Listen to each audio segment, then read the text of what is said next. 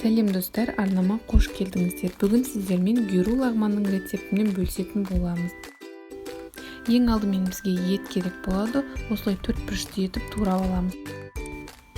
3 қасық соя тұздығын саламыз. Сосын чесногымызды салып жақсылап араластырамыз. 1 сағатқа жауып қойып қоямыз.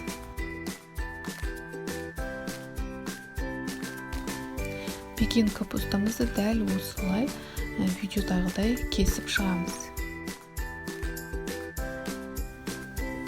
Тәтті бұрышымызды да осылай 4 бұрышты етіп кесеміз.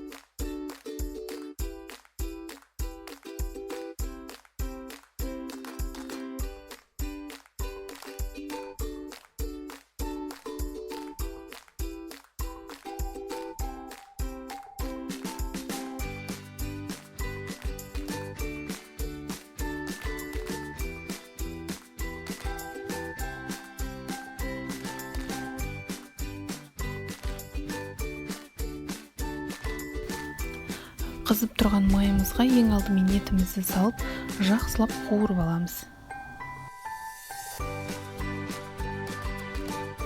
Кішкене қуырылғаннан кейін пиязымызды салып, етпен бірге қуырамыз.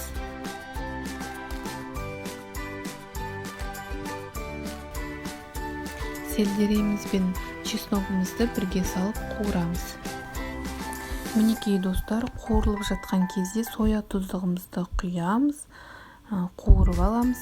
Сонан соң томат пастамызды салып, жақсылап араластырамыз. Енді пекин капустамызды саламыз, қуырамыз. Татымына қарай тұзымызды саламыз.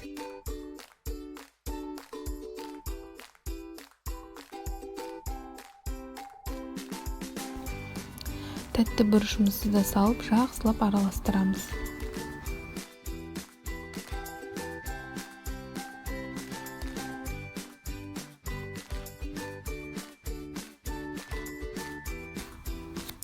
Кішкене суымызды құйып, 10-15 минуттай қайнатамыз.